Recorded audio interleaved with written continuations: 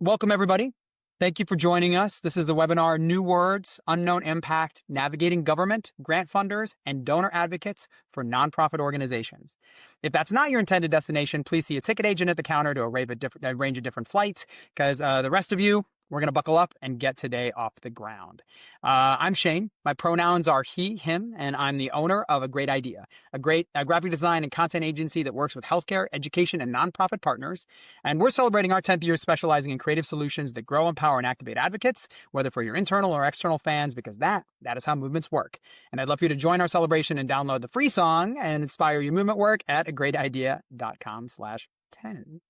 I'll be kicking us off for today. This is the first of these webinars around the landscapes of language, funding, and advocate positioning that my colleagues and I would like to have as our way to act in solidarity with all of you during these shifting times.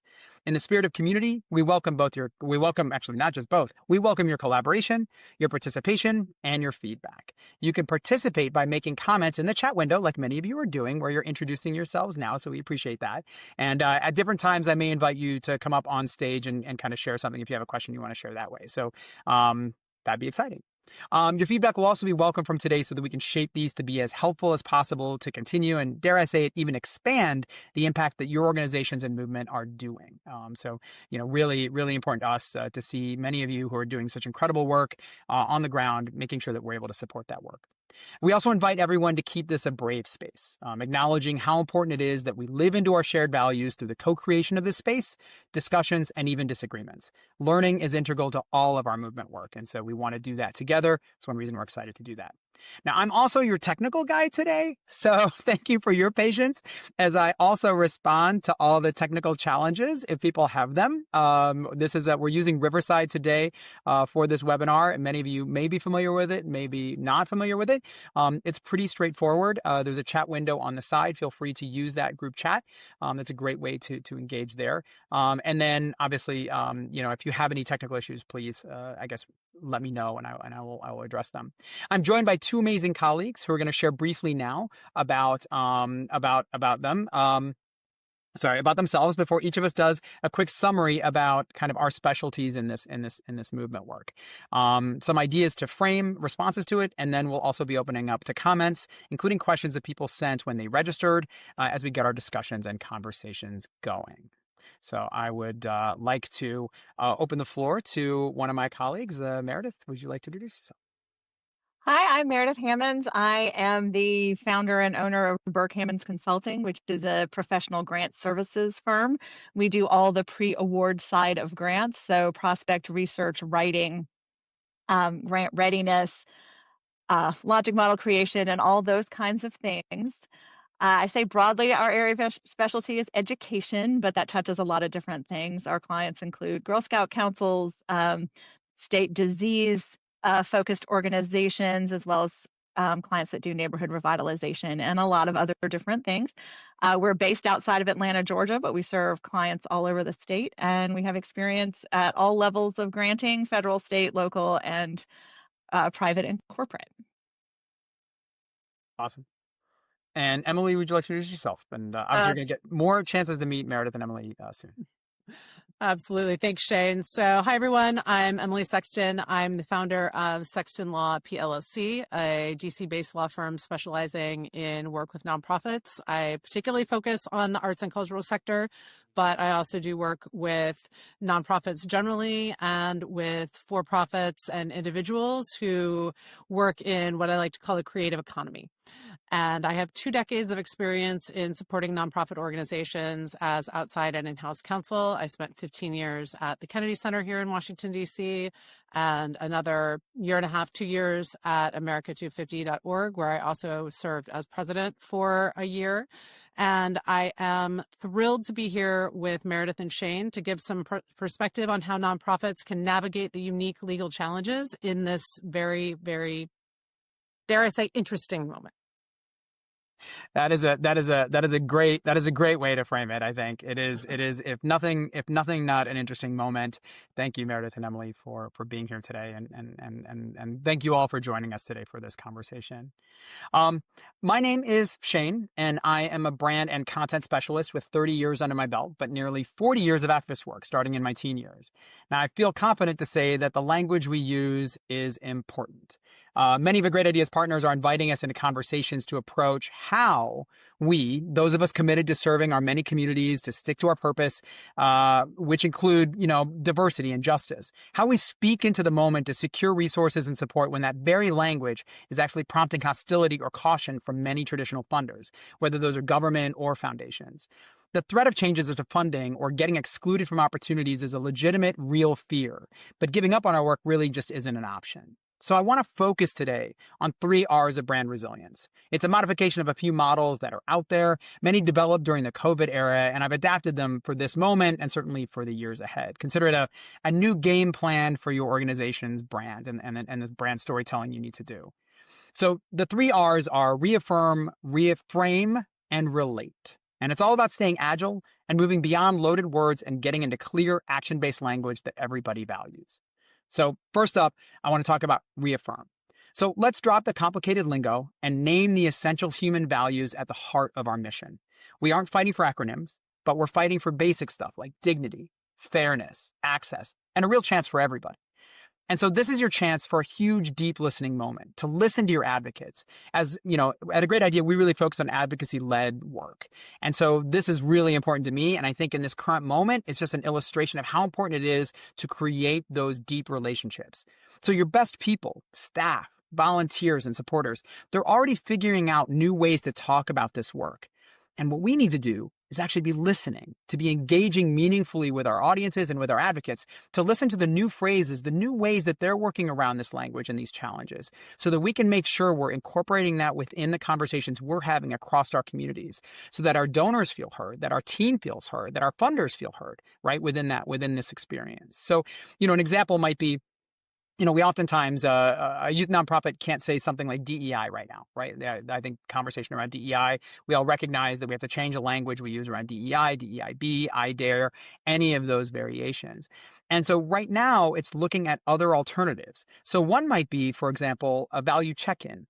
Like to use an organization that works with youth might do a value check-in with their community members and really talk about the experiences that they're having, or with staff. And maybe it's a value check-in where you talk with your staff and say, hey, these are our values. How are you feeling about how these values are being delivered within our day-to-day operations?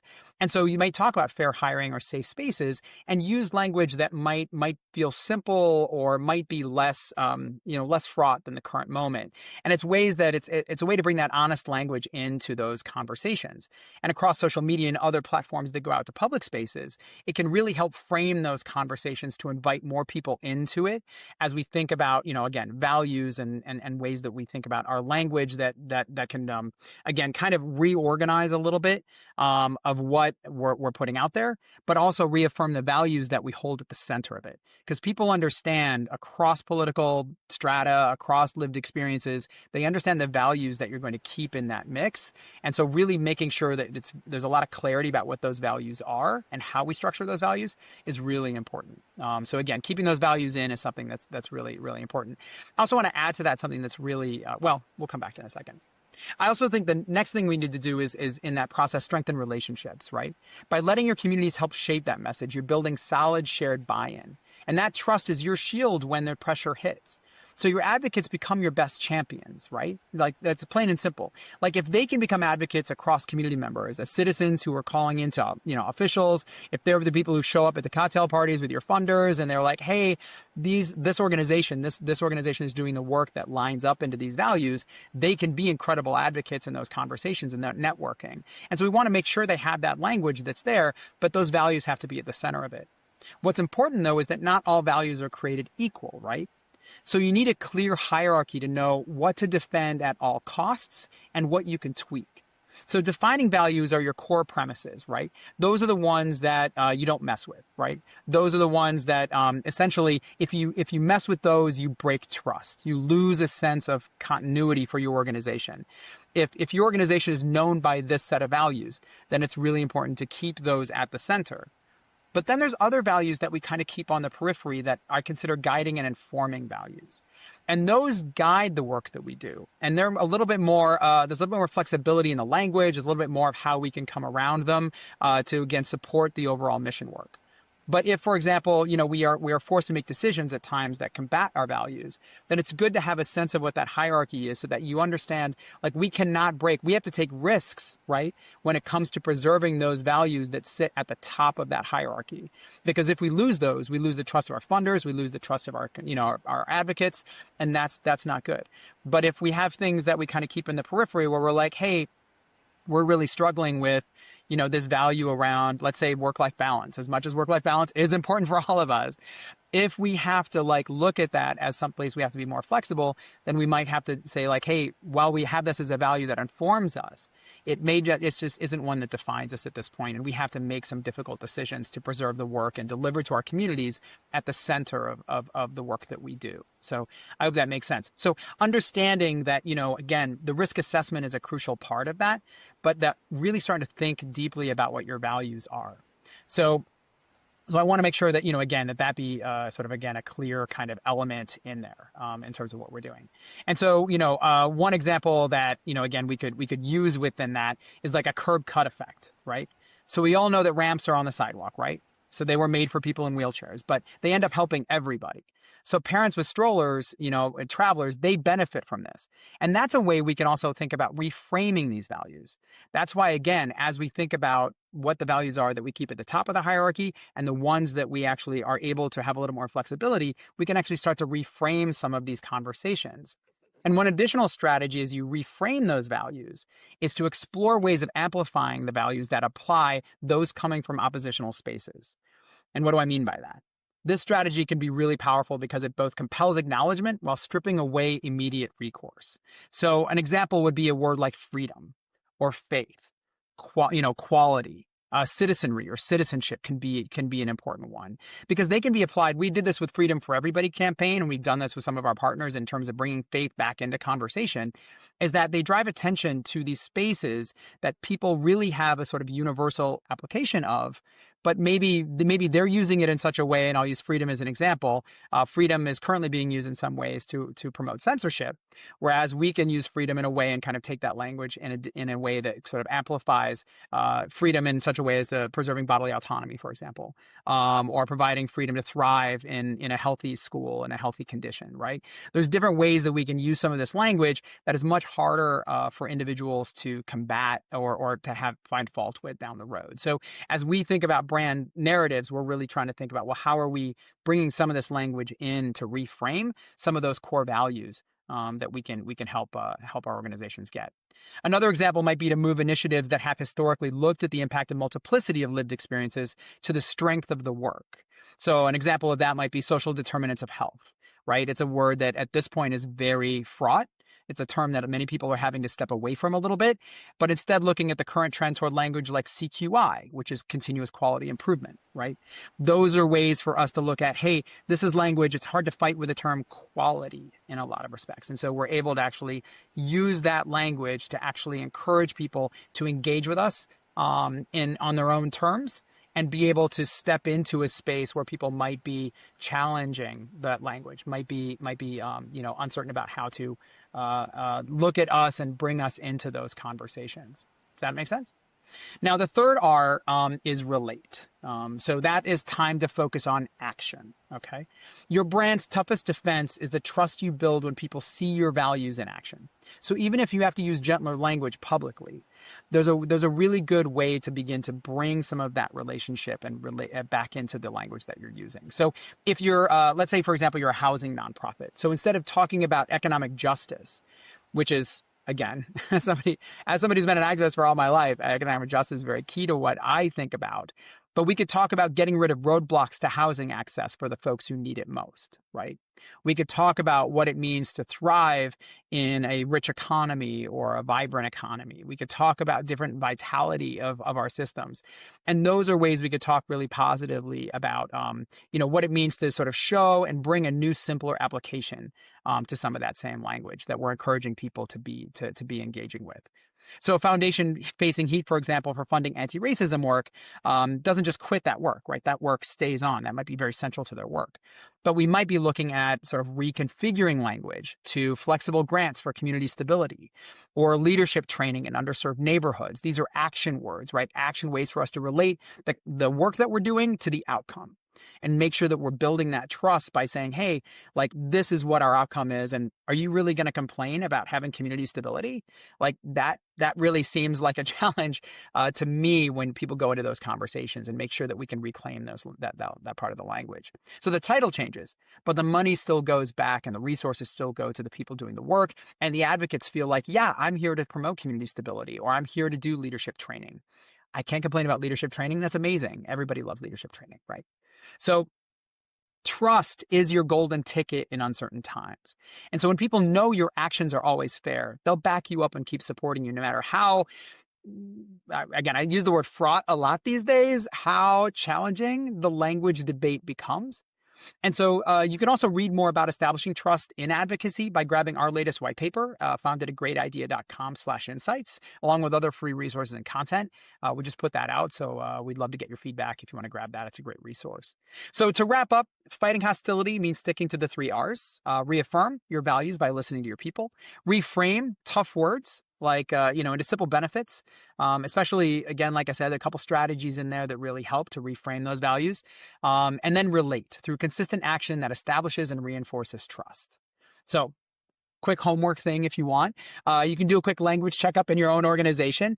Find 3 words that you feel right now might be polarized or might feel like they're being challenged, and really start to come up with a couple curb cut alternatives, that reshape what that might be from another audience and being able to bring it into context. You can either do that by looking at the impacts that it has, or just thinking about other language that might wrap around it, that might get you to that space. But starting to think through some of that language so that can become maybe a universal application throughout your work. And if you want me or my team at AGI to join you in that journey, well, let me know. I'm always happy to work with other movement professionals, so it's always a joy. Thank you so much for joining today and your dedication to this crucial change-making work. I will now be passing the mic off to my incredible colleague, Meredith Burke Hammons. Thank you so much, Shane. And thank you so much for sharing those words and lessons, because I think everything that you have said is applicable in the grant-seeking space.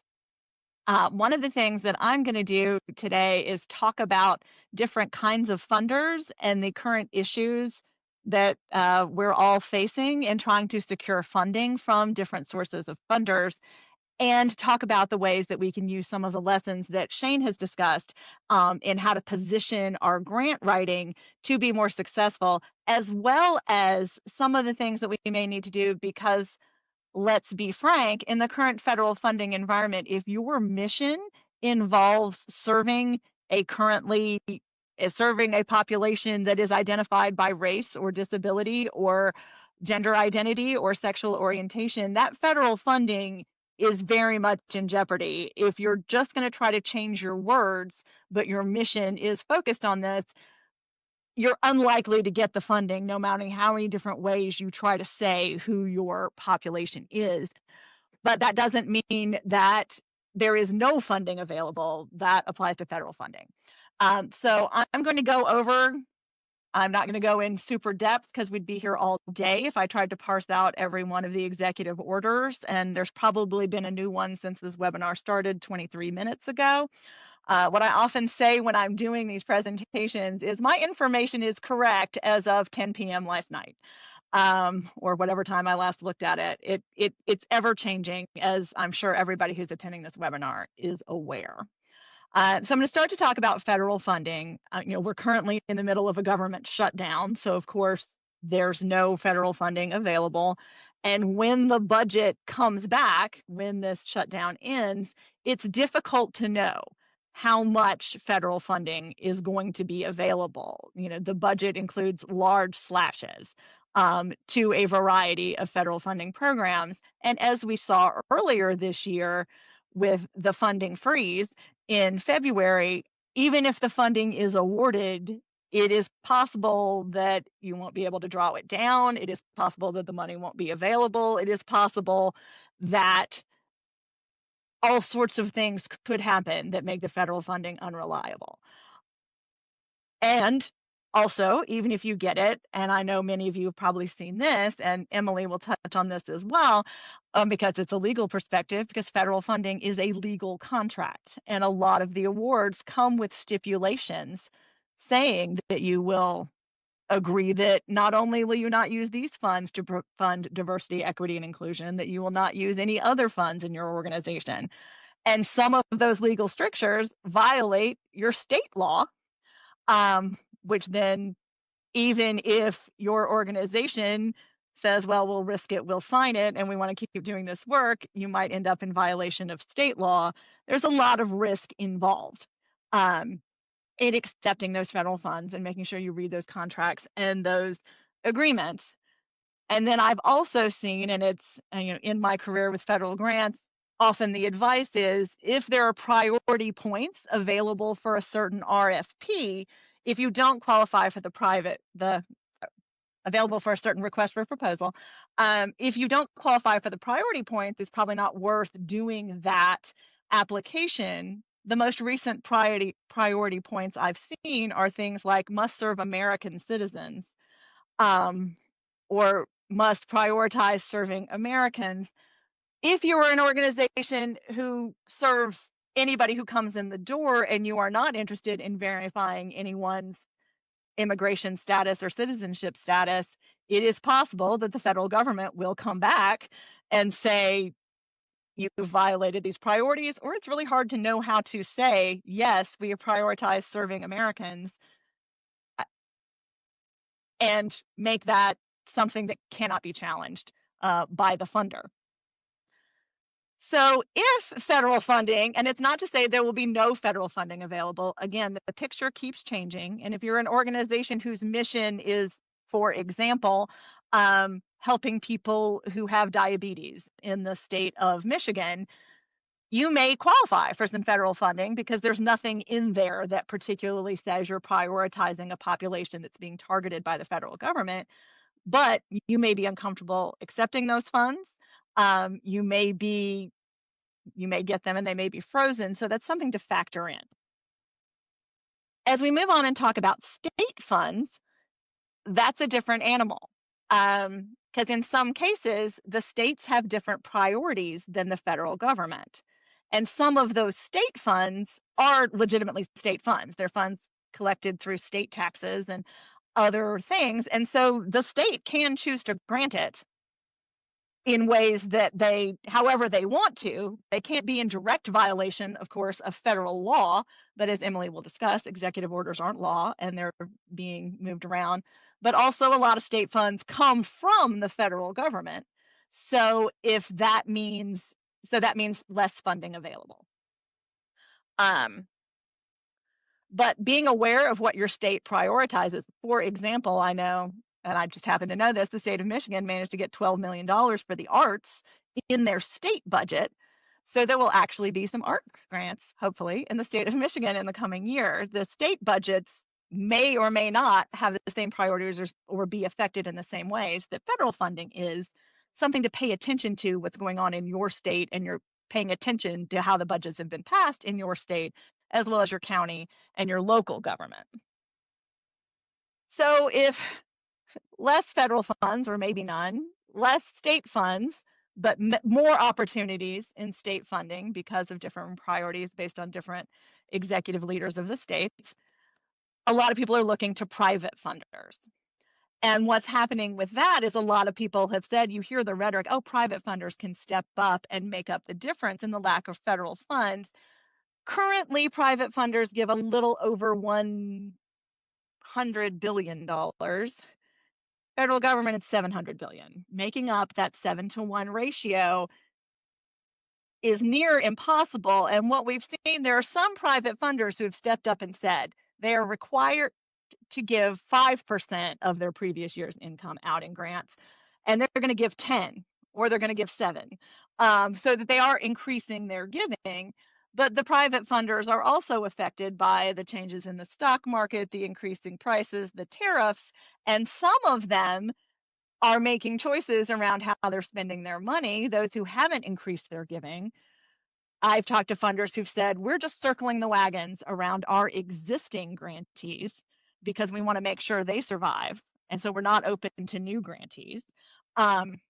Some of the private funders have stepped up and said, we absolutely believe in diversity, equity, and inclusion, and we want to make sure that we continue to fund that because they're private and they can do that. Some of them have said nothing, but have quietly continued to fund diversity, equity, and inclusion efforts. They just haven't come out and said anything publicly. Some of them have scrubbed all DEI questions from their applications, but again, they're still funding the same organizations. They still have the same priorities. This is where Shane's emphasis on relationships really comes into play. The private funders with whom you have a relationship, you need to go and talk to them, because I've also seen private funders who have reached out to some of my clients and said, hey, how are these federal cuts affecting you? How can we help?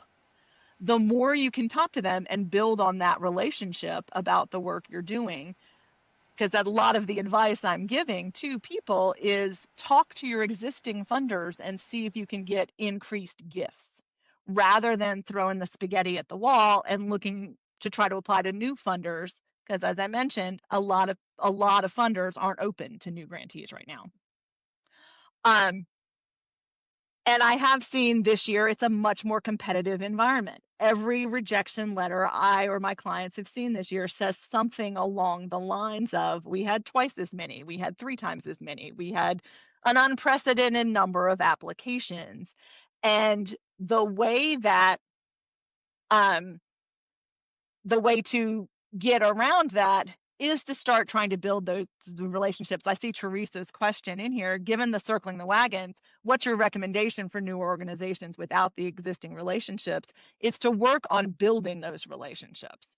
Sending the cold LOI or the cold application is unlikely to be successful, but working with your board, your staff, who do you know, at some of these larger foundations, because that's what I've seen be successful this year, is we sent a list of, okay, here are the funders we want to apply to. Here are the names of their board members pulled from their 990.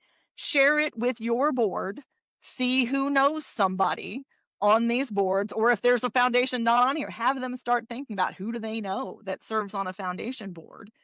And then the board member can either reach out on your behalf or make an introduction to the executive director, and then give guidance on, all right, if you're looking to get funding, this is what we need you to do. A lot of times people think that in fundraising, individual fundraising is about relationships, and grant funding is just, it's just writing. Grant funding is about relationships just as much as any other kind of fundraising is, and it's building on those relationships. And then I also want to talk briefly about donor-advised funds. If you ever win the lottery, don't start a foundation, start a donor-advised fund, because there are a lot fewer rules about what you can give and how much you can give. And donor-advised funds are typically managed through community foundations, through banks, and then sometimes they're just organizations that manage donor-advised funds. Working to get into those organizations that manage a lot of donor-advised funds, the program officer or somebody can identify, these are the donor-advised funds that we have where funders are interested in the type of work you're doing, and can help make those introductions and help get in front of those people. I have a lot more to say, but I also want to move on and make sure that Emily gets a chance to talk. So I'm going to stop here, but I will answer some more questions as we go through.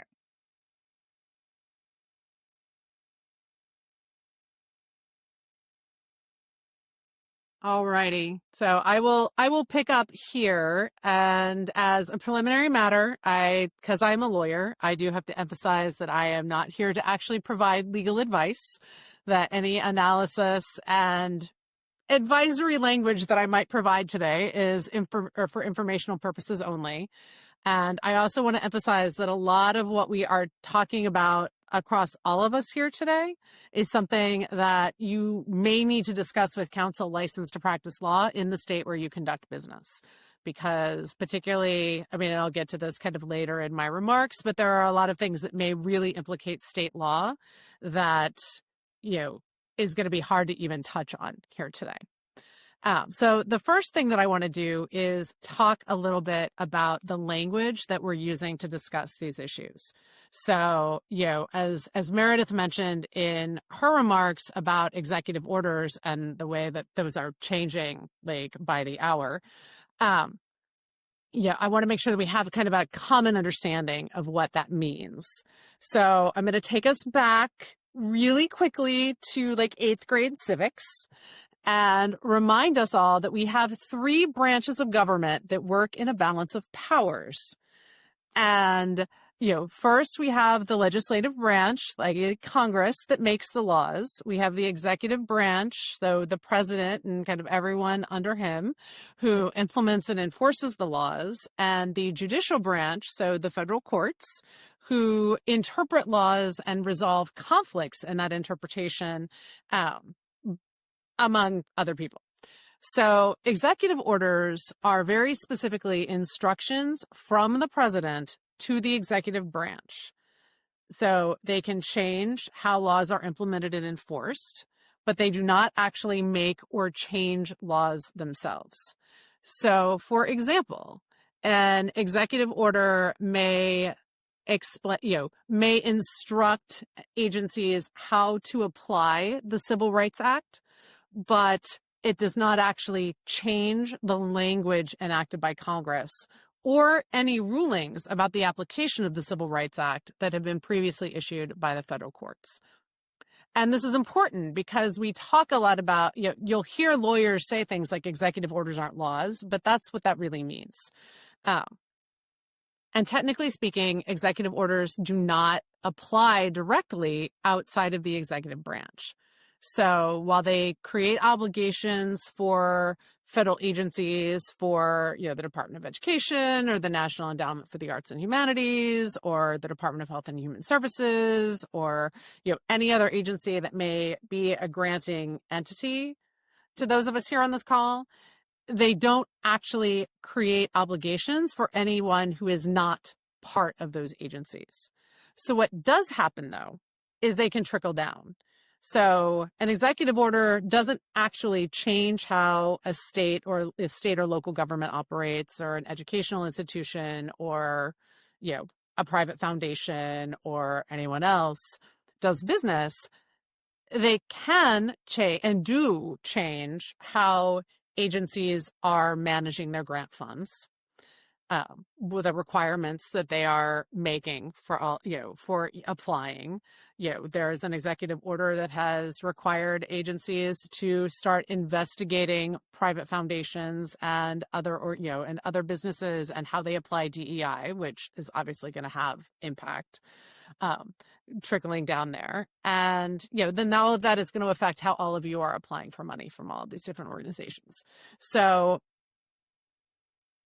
that is, and what that means to you is kind of why we're here, obviously.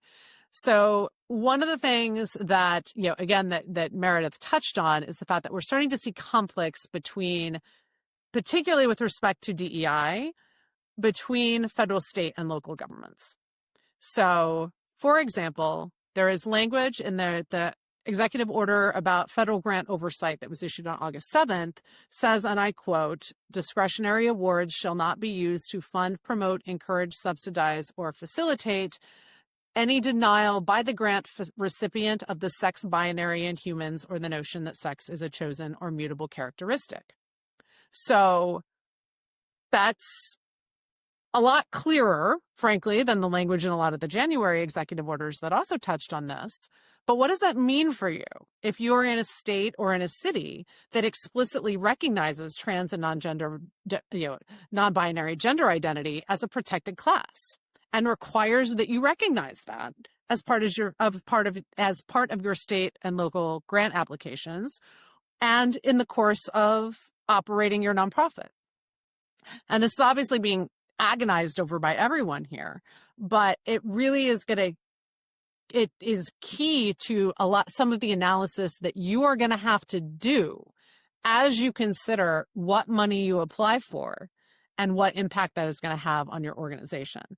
So, as both Shane and Meredith noted, just changing your language is not necessarily going to be enough to protect you, and it's definitely not necessarily going to be enough to protect you legally. So as you're thinking about the process that you're as part of the process that you are going to go through in terms of thinking about how to apply for money and who to apply for it from, you need to think about what the law is that you are currently held to at the state and local level. Because like I said, these federal changes are not, the changes brought by these executive orders are not do not have the force of law for anyone other than federal, executive branch federal agencies.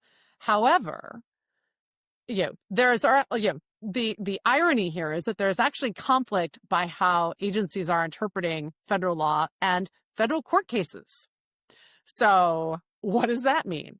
So you're going to need to think about, you're going to need to look at what that means for you from what your actual law, state and local law says.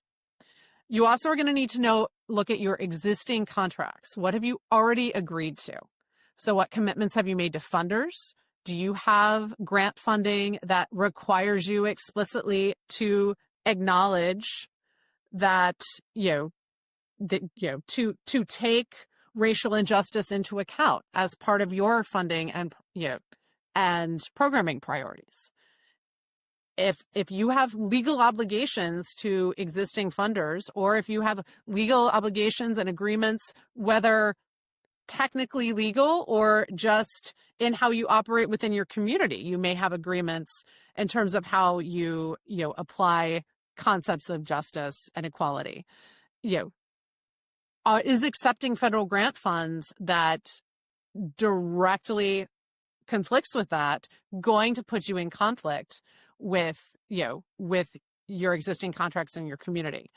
And finally, if you are starting to think about formally adjusting your mission, whether it's to strip potentially problematic language from your mission while you still quietly do a lot of the same work, or if you are in a position where you feel like from an organizational perspective, you are only going to be able to survive if you start to shift the actual work that you do, you are going to need to go all the way back to your founding documents, your articles of incorporation, your corporate bylaws, and make sure that those don't also need to be changed. So this is why you very much need to be thinking about all of this in context with ideally with legal counsel. And I know that's tough because, as your funding is tightening, that's money that you may not have had to wanted to spend or even have budgeted for, but that's the best way that you are going to have to be able to protect yourself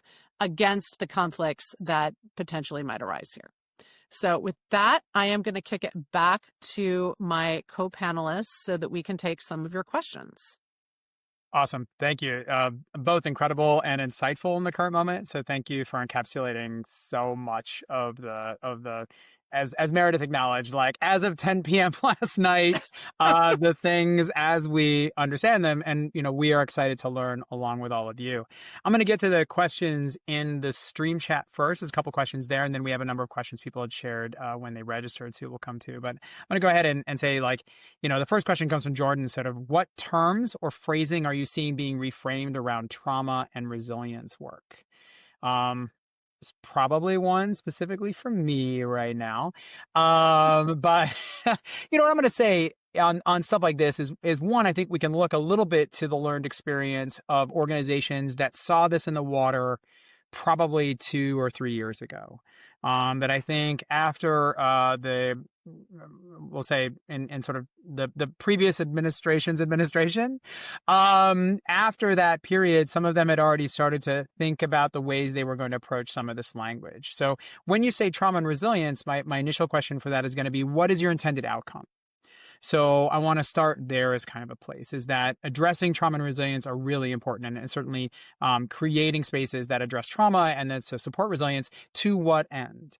And I ask that in the sense that sometimes focusing on that, as I talked about, the sort of way we relate it back to our goals is a really good way to start thinking about how we can get that language to shape itself so that what we're doing is meeting the moment. If it's about employment, if that's the end result, if it's about housing, if it's about food, if it's about health, those are ways that we can come back into the conversation and say, hey, look, we're working with community members to make sure that they are healthier and they are thriving, they are contributing to the economy. I mean, there's lots of different ways that could be. So thank you, Jordan, for sharing. Educating parents, families who have experiences they're navigating. Right. So that's incredible, right? Because that's really getting into the full family experience and the whole sort of family dynamic of what that means in terms of health. And again, communities that thrive, especially when we're talking about family-centered work, being able to bring that into conversation. Absolutely. So again, this is one of those challenges where like targeting lower socioeconomic groups is certainly in our mission work. And it's certainly something that's really key. Can we look at that language in such a way as to talk about like the outcome of it and essentially bring that in as the impact that we know is kind of integral to what we're doing? And it's core in our value to make sure that all families thrive, or that we find a way to make sure that families are thriving who might not have as many opportunities, or, again, there's lots of language that you can sort of wrap around it. But that outcome focus might be a way to sort of, get sort of family-centered conversations going so that you are still doing the work and that is still core to your values, but you are really focusing on something that, like freedom or equality or, these words are just words that it's going to be hard to come back and say like, so you're saying you're not for families thriving? Like how you want to get to it, and it's difficult. Like, again, we don't know what this period is going to yield, but we do know that a lot of us feel very much in the defense about things that we know are like deep in our hearts, deep in our souls, just how important this work is. But yet we're getting sort of, this counter narrative that you're just sort of like, why you can't possibly be against families thriving. Like you can't, you defend that. Like I want them to be in that way. So when you're talking about grant funders, it's also great language for them to sort of wrap around like, hey, we can avoid sort of external threats that we may feel as funding agencies because we don't want to be the targets in this, by using language that does create that sort of more universal sense of like, hey, everybody's for families, everybody's for economic thriving, everybody's for all of that, like how can we do that in such a way, but not lose sight of our core values? So that's the journey that your organization specifically has to be on. So there isn't kind of a universal thing, but it's really thinking about like, what is the way that your organization can start to shape that? So again, thank you for sharing that. It's a great question. It's a common question right now. And Meredith, I don't know if you want to add. If I can just pop in and reinforce what Shane said, I have a client that I used to work with that does trauma and resilience, equine assisted therapy. And she had a funder actually give her the advice that was position this as strengthening the family, because you're addressing the trauma of the child, you're addressing in order to fully address the trauma of the child, you've also got to address the trauma of the parents. And so talk a whole lot about how you're strengthening the family dynamic. And we shifted our narrative, and she was able to get some funding because, and the title of the program is now Strengthening Families Through Equine Assisted Services, doing the exact same work, but just framing it in this way that it's very hard to argue with. And there are risks with that. Like the risk is like the lack of specificity we have to have in that. So that is where, again, your organization has to go on its own unique path about figuring out how to walk that line. Because when we are talking about communities of color, queer communities, we're talking about communities with low resource, like we know those are the audiences we are looking to intentionally reach. But we might have to frame a conversation a little bit looser and find ways to reinforce that so that our communities also don't feel invisibilized in that process, like that they're not removed from this. They're seeing this stuff too. And we want to make sure that when we're engaging with our community members, like they feel like, oh, this is for me. So some of that is going to be more in the signaling that we do. It's going to be in the sort of, subtext of some of the language that we put in there. And so it has to be really conscious and intentional in that way. Again, this is it seems like such a weird thing to say. And again, I know we opened with all this stuff. It just seems weird to say, like, I'm for families thriving who don't have access to like healthy food. And like, but now we have to frame it a little bit differently, or we have to frame it in such a way as to say it's going to be all families who don't have access to healthy food, maybe. And that, again, that's a risk for an organization, because you don't also want your mission and your vision to necessarily stray too far afield. Either, because you want to make sure your audiences see you. So I just want to say, like, it's definitely a tightrope walk, but it is possible. It is possible to do. Yeah, and I just want to add, kind of from the legal and compliance perspective, I mean, this is one of the ways that, I'm seeing as I look at the language from, the myriad executive orders over the past, has it really only been like 10 months? That the language has tightened, and they have gotten better about communicating their message. So the August 7th executive order about grant oversight that I quoted earlier, the section right before the gender identity language that I quoted is about racial equity, and explicitly includes a call out to language used as alternatives to that. So basically, if you're trying to do your racial equity work, but not actually say anything about racial equity, they're onto that. So talking about traditionally underserved communities is, I think, going to be that's going to be a red flag at the federal level, because right or wrong, that is how they are interpreting language like that as being an alternative to talking about race. Thank you. Absolutely. So, and that's that's the reality, is that we have to stay agile. And I think that's why, even in just trying to bring the 3 R's into the conversation, is that they're not 3 R's and you're done. It is very much going to be an ongoing, as Meredith said, like these ongoing relationships, and increasing your relationship with your donors, with your advocates, with people in there, is to make sure that they're in community and they see these values are at play and they're willing to walk those lines with you. So whether or not, you call it rutabagas and watermelons, and that's like what you're going to call all of your, again, any of your programming, you want your team to come along with you in that process. You want your advocates to come along with you in that process, so that they understand the language is going to shift, and it's going to continue to shift, as Emily said. Again, social determinants of health is one that, we've had as an industry standard for a very long period of time. And now that is fraught in its own right. So now it's looking at, what other language can we wrap around. But as Emily pointed out, they catch on, and then they're going to go ahead and be like, okay, well, now you can't do this. And so now, we're going to have to continue to shape ourselves to that. That's why one approach I like is to go with language that they can't really combat.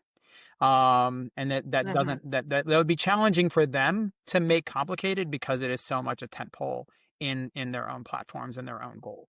And I think ranking it and sort of bringing it into conversation in such a way can be really powerful. Yeah, I mean, Teresa, you are absolutely right, and that they have explicitly threatened False Claims Act actions against people who do intentionally try to get around the language. Yes, and there is explicitly whistleblower protections if someone. People are, they're basically encouraging people to turn people in on this, because the goal is to stop any work that is interpreted that would fall under the traditional definition of DEI. Yeah, the only thing that seems to not have been touched so far in that sphere is disability, which I find interesting and wonderful for the folks who I know who work in the disability space. But, that is, and for folks who don't know, the False Claims Act is essentially it's an act that provides the mode of action for the federal government if you make a material misrepresentation in anything that you state to the government when you are applying for funding or other government benefits. And so what that means is not only, so if you apply for a grant, they give you the grant and they decide that you materially misrepresented your statements within the grant, not only do you have to pay back the grant money, you have to pay that back as treble damages. So 3 times the original amount that they gave you, plus interest that is tied to inflation. So and there is also the separate risk that you could be debarred from receiving federal funds for a period of 3 years. So that's basically the federal government keeps a list of people who, and organizations that have, violated their contracts with the federal government and, puts them on this debarment list to prevent them from being, given money for at least 3 years. The extra problem there is that private foundations and states will often use the debarment list as a de facto means of refusing money to people. So there's a lot of layers of risk of trying to do any kind of gamesmanship with your federal grant funding. So we'll have some questions. I have some questions about that in a second. I want to get there. There's another question that Teresa shared around veterans work. And so, it's since that's a protected class, have they touched it? I think what's interesting about the different audiences, as Emily kind of pointed out, is that this isn't a universal sweep. This is a sweep toward particular communities, particular identities, and particular points of contention. And so, if you are a program that might intersect with some of those points, so say, for example, you're serving specifically veterans of color, there may be a reason to look at some of the language and shaping of that. But if your program is around veterans and housing, that actually probably in this environment, again, you might have to ramp up the stars and stripes a bit. Again, because that's a place in this conversation that you can find a more universal sense. And so that may be a reason to live into that patriotism a bit more in this current moment. And that might bring, again, a little bit more security in it. Because again, what you want to look at is whether or not they find value in removing what you're trying to accomplish. And the goal with this is, as Emily said, is not to necessarily reduce or misrepresent what you do. So for those programs, and I think this comes into another question here that I'm gonna have sort of slide us into a little bit. What about programs that do specifically work in these areas? And as we talk about that funding, I want to move to that in a second. But like for your program, Teresa, again, I think it would depend on that relationship, because there are some sort of protected conversations in there, and I think it's shaping it to move into those spaces. And I think generally funders will be able to find it. Again, playing ball with the government grants means you're still going to be, working through whatever mercurial shifts are there, but it would be very unlikely for the administration to specifically go after. That's a long conversation, to make veterans a non-supported group in this context. I think it would be unlikely. I do want to bring in a question, though, Emily and Meredith, kind of a little bit about some organizations really have at their core missions and their core values these areas, and knowing that government grants just aren't going to be on the table anymore. What ways do you think there are to shape a solution into that? I have some thoughts, but I'd love to hear your thoughts about that, because I think there are some cases organizations who just don't have the ability to reframe. They are very much based in work that is going to be targeted. Well, there are options for some organizations. I was talking to somebody in February who works for a domestic violence organization that 60% of their funding comes from federal grants. And if those go away, extremely difficult to stay open.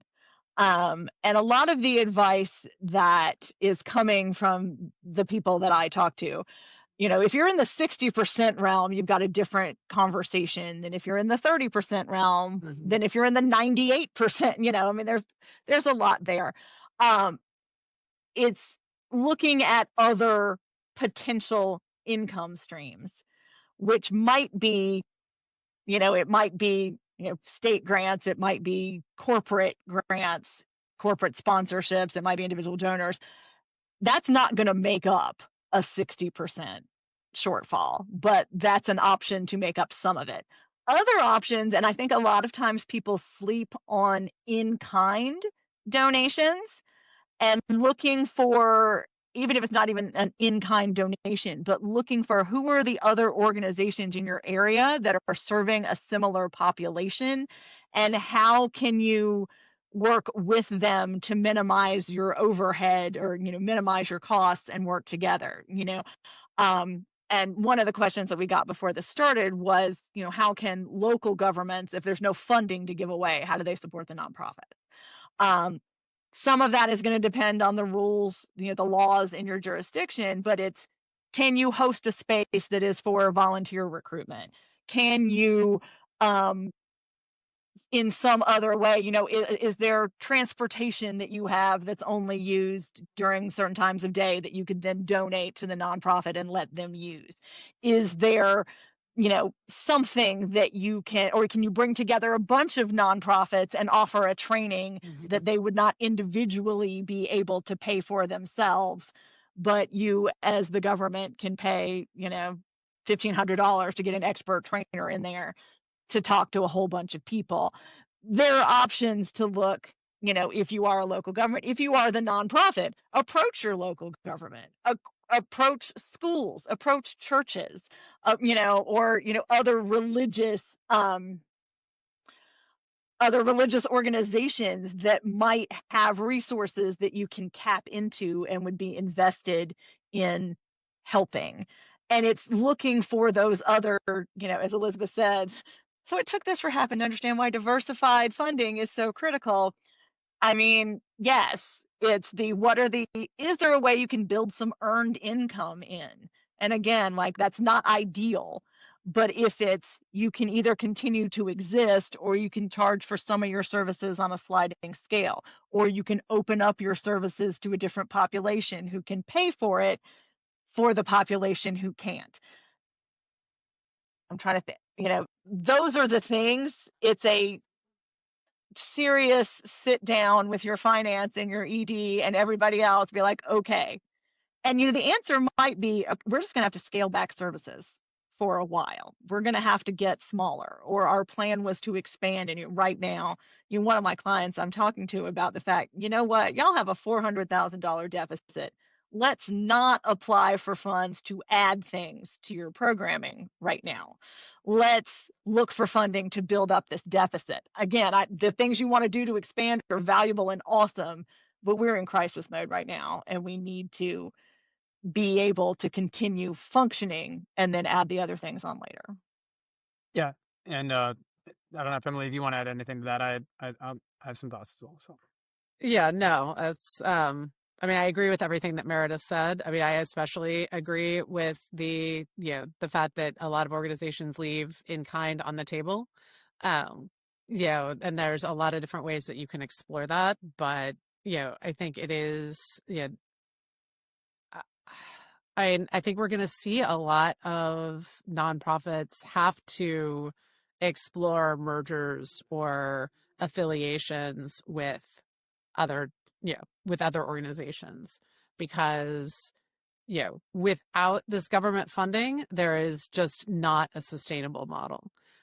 I'm mostly familiar with the arts and cultural space, where there's not necessarily a lot of direct services, although a lot of arts and cultural organizations do in fact provide direct services.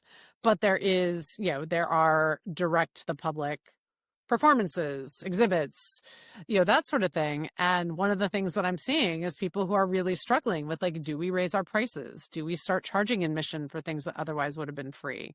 One of the things I am encouraging people to do is, particularly within that space, because you're often involved in creating, new output that is going out into the world, is finding new ways to, first of all, protect that IP and then find ways to monetize it. but that's not viable for a lot of people. And it's definitely, and it's one of those things where it, like, to be trite, it takes money to make money. Like you have to have mechanisms in place to be able to do that, which then gets to Elizabeth's point of this is why you need a diversified income stream all along. So yeah, that's. Yeah. Yeah, thank you so much. And as what you mentioned are so many of the things that I think about in terms of the way the brand tells its story is that I think we have often relied on systems who started a lot of the work with empathy at the center. And I think a lot of the reframing today, and this sort of hurts my little heart place a bit, is to say, I have come around to capitalism in its own way, and it was a very long and arduous path to get there. Where I think in this current moment, as somebody, I went back and got my MBA, and and I've learned as an activist, I've been an activist for so many years, like different ways that when we talk about stuff like economic justice, we don't often, talk about reframing some of the organizational work that we do as the businesses that they are, which is not, again, I want to say, like, this leaves me a lot of discomfort to get to this point. But I feel like in this moment, what I'm hearing both Meredith and Emily talk about is we have to be strategic. We have to really think about the ways that the resources that are available in our communities are structured. And so historically, what we've been able to do is go in with storytelling alone, and in many cases, and really talk about the impact that we have, because everyone was in agreement that a young person who doesn't get food, right, who suffers from hunger, like that is all of our contract to go in and address. And so that is the way that many of us have approached this work. And I get it, organizations have been successful in running with some business models for a long time. This isn't like news, but I'm saying that the overwhelming push to embrace that is going to be so heavy over the next while. And that so much of our brand work is going to be like, hey, we not only need to make sure that our communities see that we're not building the economy off their pain and suffering, because that's really important. But we also need to create structures that work with businesses, for example. And I think, again, as Meredith talked about, while government is funding 7-1, that doesn't mean it had to have stayed that way. It means that, like, there may be different opportunities. And Teresa uses an example in chat. I certainly sat on a board, for example, that had started to introduce trainings when it came to adult literacy, and worked with local businesses to do trainings, and started to make an income stream from that. So diversifying those income streams and finding ways to work with local businesses and other structures to make sure that we're meeting those goals. Because at the center of the work is always the people who are impacted by that work. And so what do we need to do to make that happen? And I think it's going to be a little bit of out of the box thinking. It's a lot of ideating around it. And from a brand perspective, it's making sure that those solutions still shape into the story that connects with our audience, that still meets that mission. A good example of this that, I think we were all saw sort of challenge was Easter seals. When the kind of their purpose kind of shifted over time, right? And they started to change things, and suddenly became perpetuation for the sake of perpetuation, right? And like, it's making sure that we don't stray from what our goals are, what the movement work is at the center, and being to frame that and beginning to, make sure that that sits in with our advocates, but also meet the business goals of essentially a nonprofit that has to be there. So, their advocates understand what that investment looks like, that our grantors understand what that investment looks like. And so to me, there's some opportunities in working with businesses to sort of, give them opportunities to connect with us. And then, like through, again, sponsorships, other stuff like that, but, trainings, different ways that we can, create, an economy in and of our own services and skill sets. It's one of the key ways to diversify the funding. And I know it is one that I don't take because again, I believe you do it because it has that impact. And I think we just have to change our framework. I don't know. Emily, Meredith, how do you feel about that? Like, is that? Yeah, I was going to follow up on that, because it's one of the things that I have done with grants even before the current climate. I used to work, well, I still do work with organizations in disability justice. And the argument to some funders that is just like, people with disabilities deserve the right to, have a job and have their full potential. Some funders don't want to hear that. But the argument to them is, all right, well, the employment rate for people with disabilities in this county is currently 60%. If we can get up to 65, that's more money into the county because they're not, they're contributing to the economy. And I have another client, like their literal mission is training women to run for public office or be appointed, apply for appointed office in South Carolina. So this is an uphill battle.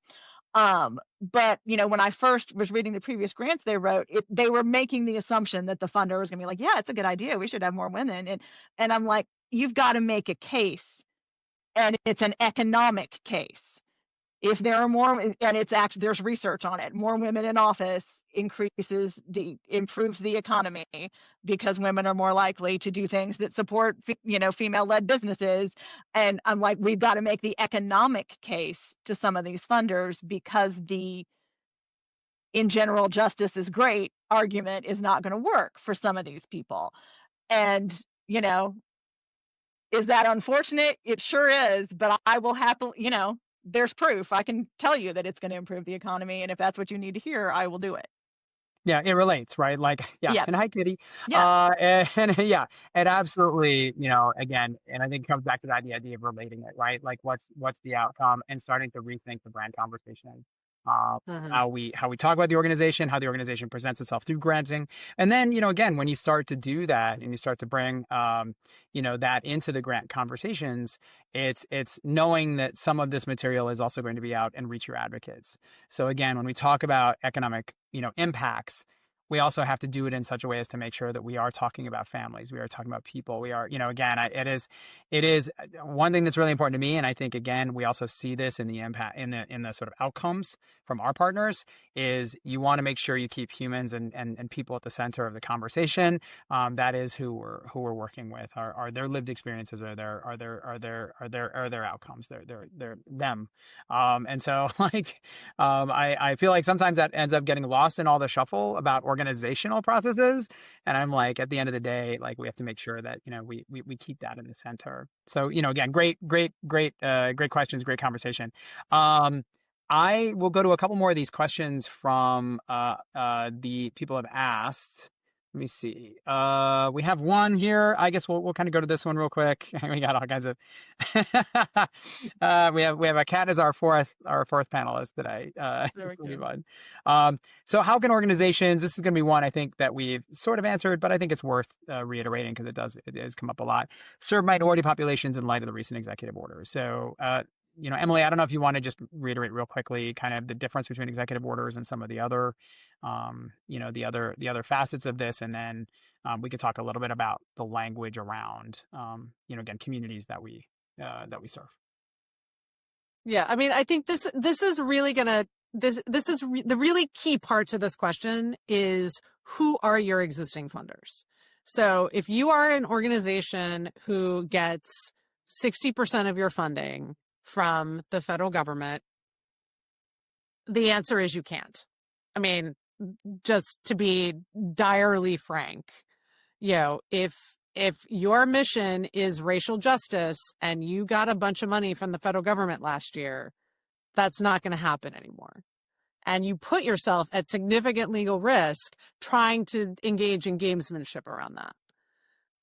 If you don't get, I mean, one of the things I do think gets lost here, because so much of the nonprofit landscape is, shaped through federal funding, is that there are organizations out there that take zero federal dollars. And if you take zero federal dollars, at some point the executive orders are going to affect you. But again, these aren't laws. So if you have, I think we're going to start to see, and I was thinking about this actually in terms of what Meredith was saying in response to the last question. I think we're going to start to see a split between private funders. There are going to be those people that essentially comply in advance. They get really worried about government investigations. They get worried about how this is going to reflect on them in the broader marketplace. And so they immediately publicly pivot to not supporting DEI anymore. But I think you're going to see especially in private grant funds that are kind of outside of the commercial realm, there are going to be people who are going to double down, be like, you can't tell me I can't fund racial justice. There are going to be organizations, that, so it kind of, and I think those are the people that you're going to need to look to. But, again, there's no, the compliance with executive orders that organizations need to worry about are going to come through in complying with the grant terms that you are given by the federal government, by a state government, by a private foundation, by, I guess not a grant term, but if you're getting a sponsorship agreement from a private corporation, compliance with those terms. And that's going to be the key. And this is why I said earlier in my in my initial remarks, you need to look at all of those agreements that already exist as you start to make any shifts.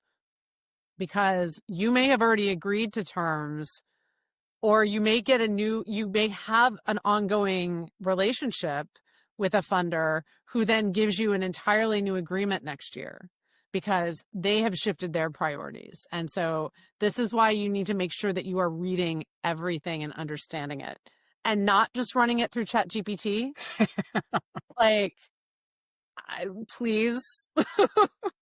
You can't, you're going to have to trust human eyes and human interpretation here because AI doesn't always get it right.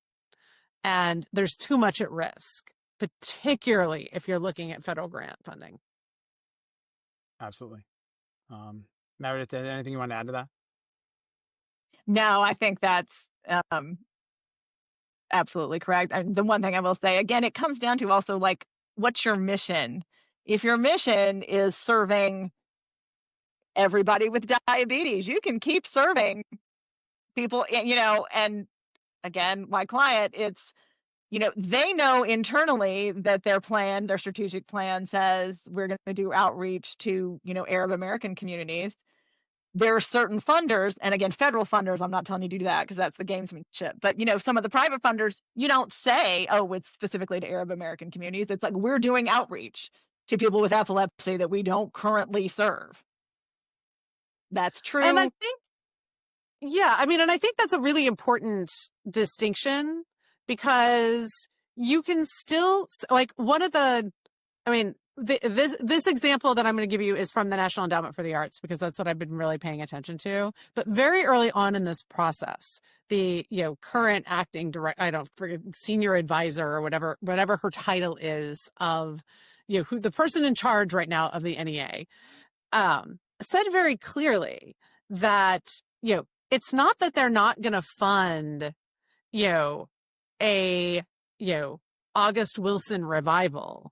It's that, and that you can't cast racially appropriate actors within that.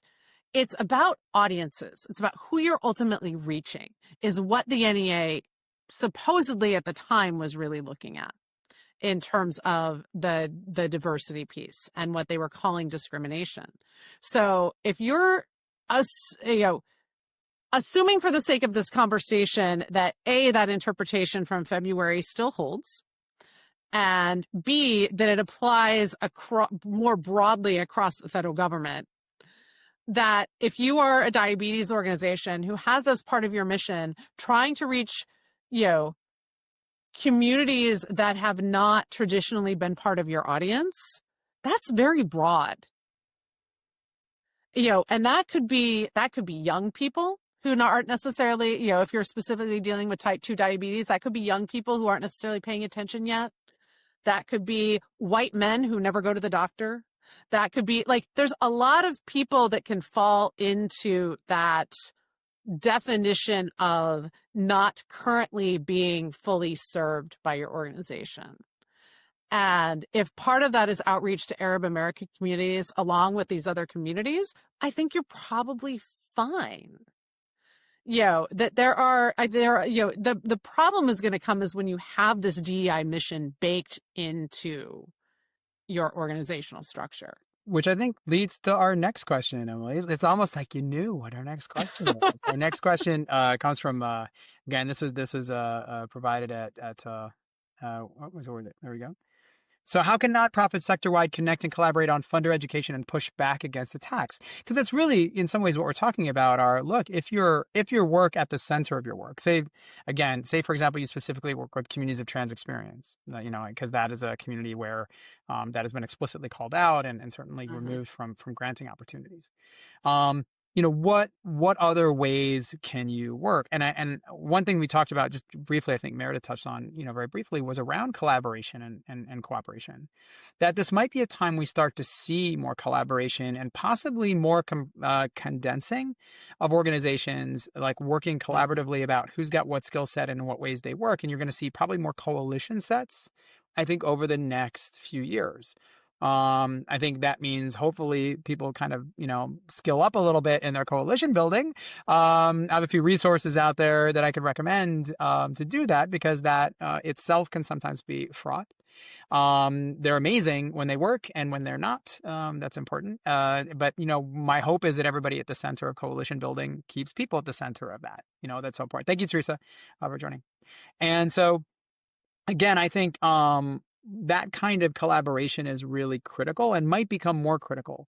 But that it can include business partners, and it can include other community members who see the value in there. I use an example, when we work with immigrant refugee rights programs, one thing that we really try to encourage is actually more businesses, because so much business across states, if you just look at the numbers of immigrant-owned businesses or refugee-owned businesses, they're substantive. And they add, if you look at the numbers for a state like North Carolina, where I'm based, you have 15% or so, if I'm recalling the number correctly, is actually attributed to immigrant-owned businesses in terms of what the state labor contributes. So, there's a lot of economic power within that conversation, and being able to bring in businesses into this conversation can help start to augment what are going to be funding challenges for services that do get government funding or do get other support that are working specifically with people of immigrant refugee experience. And so there are ways to look at, again, what collaboration looks like.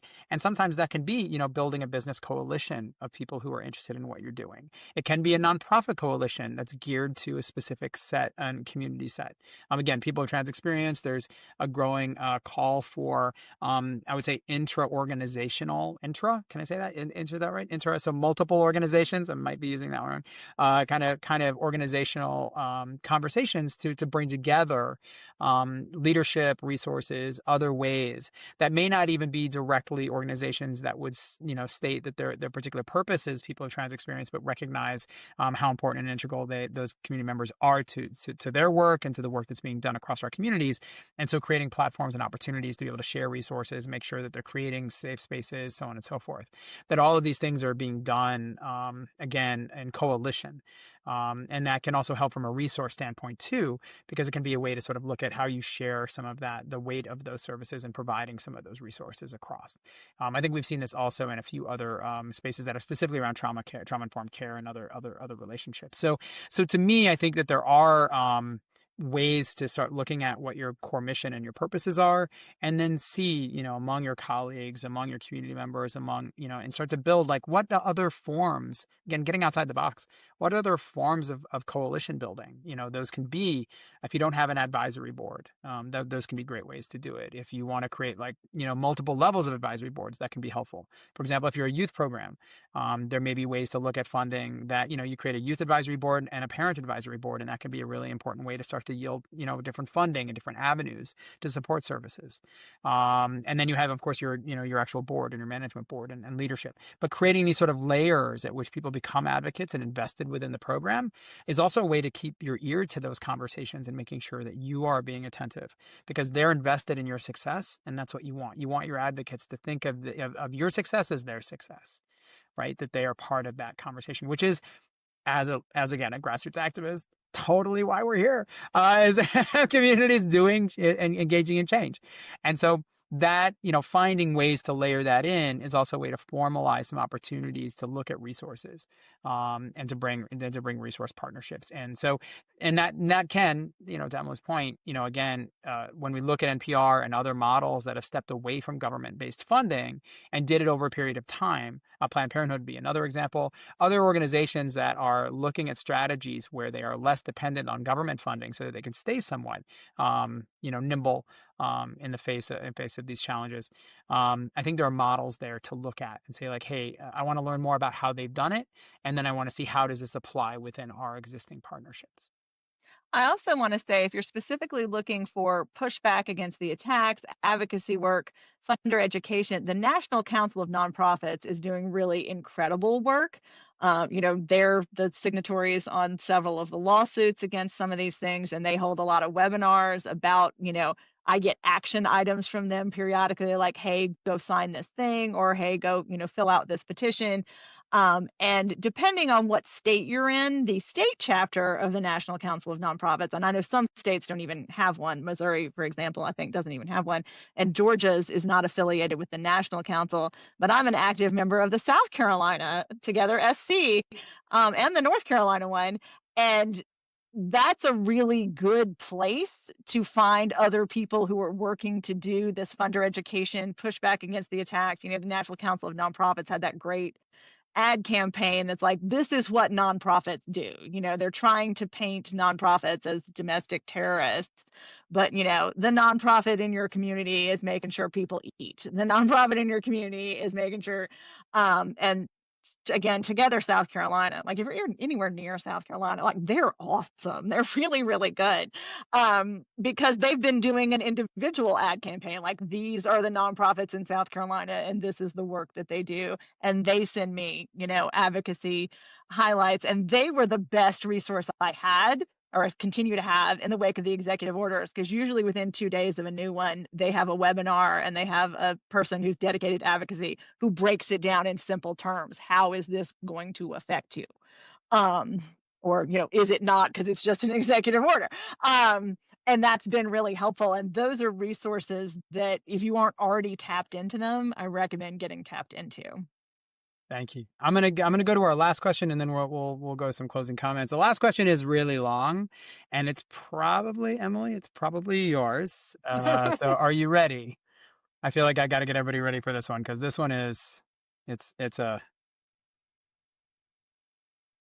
How might the threat of personal legal liability for signatories, especially in institutions with conservative governance structures, impact the operational flow of federal grant applications? Are we likely to see new internal policies and risk mitigation strategies? I think the short answer there is yes. I think we're going to start to see more and more institutions. Well, we should start to see more and more institutions pushing for new language in all of their contracts, but particularly funding contracts that absolve their employees, officers, directors, board members, trustees, whatever your governance structure is, of personal liability for anything having to do with the contract. Now, this is language that, Jordan's not on the call anymore, but she'll remember from our time together at the KC that, we always pushed for agreements, because when the Chief Justice of the Supreme Court is on your board, you want to make sure he doesn't become personally liable for anything. And, but I think there's no reason why that can only come from an institution like the Kennedy Center. Like, any organization can push for language that protects your employees and protects your officers, directors, your board members, because they shouldn't be personally liable for something that they are doing in their professional capacity. You will also see language that, as a lawyer, I always try to remove, that does in fact sometimes say that, if the organization claims that this wasn't authorized, the signatory agrees to be personally responsible. And that is language that I, sort of by definition, if you're coming to legal to have them review it, then the organization is, approving it. And I would always take that out, because I didn't want to put our employees at risk. And so I think I would hope that this would become more common practice. The problem with funding agreements, and certainly with a federal grant application, is you have zero leverage as a nonprofit organization. the federal grant application is the federal grant application. The federal grant agreement is the federal grant agreement. Your state grant agreement is like a lot of places are not, we had cudgeled negotiating power as the Kennedy Center because we were hugely prestigious. We had a big budget. We had a very large cultural footprint. If you are a small nonprofit that is scrambling to get a grant from a new funder, you don't have that same ability to push back. It doesn't mean you can't try, but that's kind of the caveat here is there are potential grantors who, and when I say that, I mean governmental, private, and corporate, who will just say, never mind, and go on to the next person who's not going to be a pain in their butt. If you don't want the money, there's 20 other people in line behind you who will take the money and not make us change our contract. So that's the risk you run. But I do think that you're going to start to see more of that. I think the thing that you can do within your governance structure, if it is a situation where the language implies that an employee could be your director or could be personally liable for signing a contract, you can put into place stricture, have dual signatories, for example, so that it's clear that this is not just one person doing this, independently. There are things that you can build in, but I do think it is a risk. And I do think that we are in this weird timeline where the rule of law is not what we all necessarily thought it was.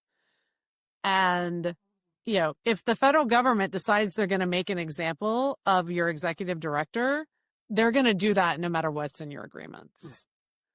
And so, that is just unfortunately the risk that we are running right now of doing any of this work. So if you are running a trans inclusive organization, you have a target on your back no matter what you have in your contracts. And that's, the unfortunate reality of the time that we're in right now. Thank you. But you can build in language that might help you if you have someone who's willing to work with you on language and accept changes to their agreement. Thank you, Emily. Appreciate it. Well, we're gonna thank you. First of all, thank you, Emily Meredith, again for all of this. We'll kind of go. Shane. We'll go around. Brain trust behind all of this. Well, so. There is so much experience here on this panel. I could not be more. I've learned so much from both of you today. And I didn't know if either of you had a couple closing statements you wanted to make before we close out. I will just say, I know I've talked a lot about, you need to talk to a lawyer about a lot of this stuff.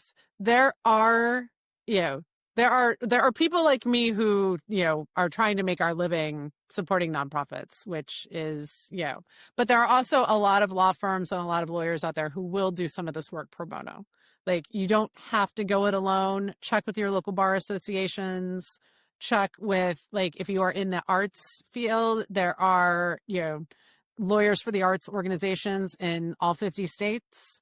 There are resources out there if you don't have a lawyer on retainer or someone in-house to help you with all of this. Thank you. Meredith, anyone share? Well, while there are some volunteer grant writers, you may or may not want to work with them, although some of them do some of the experienced grant writers do some pro bono work. But I think one of the things that's been happening is sort of this darkness of there's no funding available, there's no hope. And while I don't have an optimistic picture of federal funding at the moment, there is a lot of funding available and there are a lot of opportunities and the things you can do to diversify your funding streams and partner. And if you want some guidance, a lot of us, the grant writing is one price, but I'll write you a grant template or I'll consult with you for some coaching is a much cheaper option. And also looking for resources from the National Council of Nonprofits or your local council, the local chapters of the Grant Professionals Association. Some of them are really doing some incredible work. I can't say very much about what the National Association is doing, but the local chapters, a lot of them are really doing good work. Same thing is true of the Association of Fundraising Professionals. So again, there are resources through those organizations where you can get some advice that I'd recommend going to. And I'm going to recommend both of you. So if anybody watching this has an opportunity and is interested in obviously navigating this pathway with experts, please feel free to check out Emily's work at it's Sexton Law, SextonArtsLaw.com is my website. SextonArtsLaw.com, and Meredith it's BMC. It's BHC Grants, Burke Hammons Consulting, grants.com. And I'm easy to find on LinkedIn because Meredith Hammons is a fairly unusual name. But you can find both of them there. My comments are just going to be this. I'm going to build a little bit on what Meredith said, which is, there are solutions that, as somebody who, started, when I was in my teens at Planned Parenthood and just have been able to do queer activist work on my own, corporate work, all this, it has not always been easy. And if you look at the lessons we can learn from our civil rights leaders, from our many generations of people who have long preceded this moment, I really look to their advice, their insights, and I think it's really worth looking at what it means to live in a point and be and live in dissent in many ways at this current moment. To channel Ruth Bader Ginsburg, Justice Ruth Bader Ginsburg, is to live in dissent of the moment that goes against the values that we all share.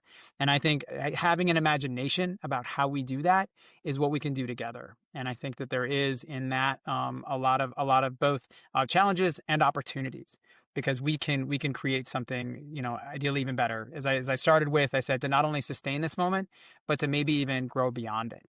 That maybe there are opportunities to look at systems and structures and ways to bring our communities together, to bring a bigger pool of advocates to create more opportunities. And so that is something I think we can also work hard to live into, that challenge. Because again, there are many generations whose shoulders we stand upon, who have given us a lot of guidance if we listen to them. So I just want to leave us with that in this moment. So thank you all for being here today. This means a lot. Again, Emily, Meredith, thank you so much for being here. We will make this available for people next week. We would like to be doing another of these in a couple months, again, as the climate changes. The climate in which the landscape in which we are operating change. We know these conversations are going to be ongoing. Thank you all for being here, and thank you all for joining us in this conversation today.